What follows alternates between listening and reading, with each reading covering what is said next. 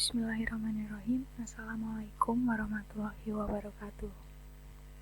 Di sini saya akan mempresentasikan hasil mini riset saya dengan judul Analisis Tim Pertimbangan Pengelola Informasi dan Dokumentasi di Pegadaian, yang disusun oleh saya,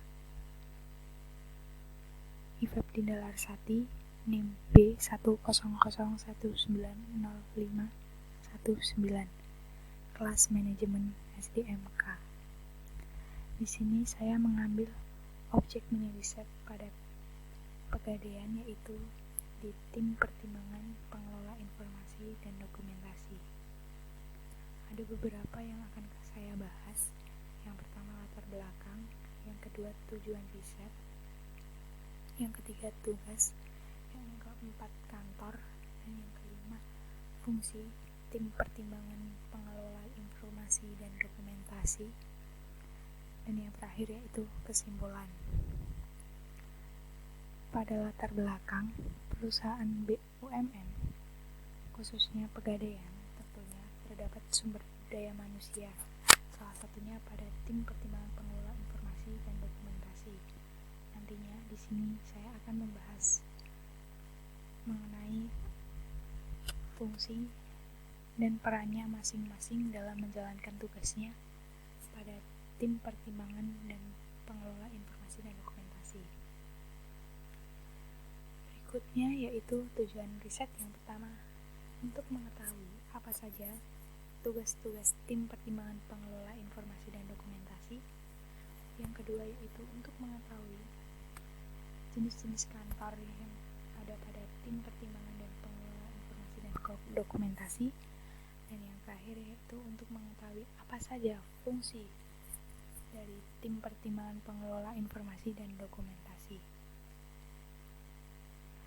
Selanjutnya, di sini saya akan membahas kantor Tim Pertimbangan Pengelola Informasi dan Dokumentasi. Yang pertama ada kantor pusat, yang kedua kantor wilayah. Yang akan saya bahas pertama yaitu kantor pusat, yang kepala satuan pengawas internalnya sebagai ketua. Di bawahnya ada kepala divisi risk management dan compliance sebagai anggota, dan yang terakhir kepala divisi hukum sebagai anggota. Yang kedua kantor wilayah. Yang pertama ada inspektur wilayah yang dinobatkan sebagai ketua. Yang berikutnya fungsional risk management dan compliance sebagai anggota, dan yang terakhir fungsional hukum sebagai anggota. Selanjutnya yaitu tugas Tim Pertimbangan Pengelola Informasi dan Dokumentasi di Pegadaian. Yang pertama, mereka akan membahas dan mengusulkan jenis komunikasi perusahaan yang dikecualikan. Berikutnya, membahas, menyelesaikan, dan memberikan masukan dalam memutuskan sengketa komunikasi di dalam perusahaan. Artinya mereka akan memberikan beberapa masukan dari segi manapun untuk memutuskan sengketa komunikasi di dalam perusahaan itu sendiri. Yang terakhir yaitu memberikan masukan hal-hal yang belum diatur di dalam pedoman pengelolaan informasi dan dokumentasi, yang artinya mereka satu tim akan memberikan masukan dari segi manapun, hal-hal mana saja yang belum diatur di dalam pedoman pengelolaan informasi dan dokumentasi. Yang selanjutnya yaitu fungsi Tim Pertimbangan dan Pengelola Informasi dan Dokumentasi. Yang pertama, memberi pertimbangan dalam pengambilan keputusan terhadap sengketa komunikasi perusahaan, yang artinya mereka akan memberi dan diberi banyak sekali pertimbangan dalam mengambil keputusan terhadap sengketa komunikasi perusahaannya. Berikutnya, pemberi pertimbangan dalam menyelesaikan masalah dan hal-hal yang belum diatur dalam pedoman pengelolaan informasi dan dokumentasi.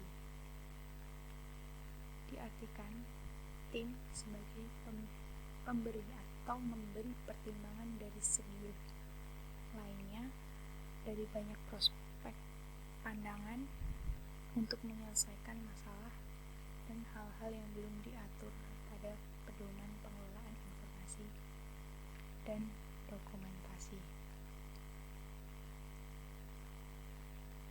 Berikutnya yaitu kesimpulan.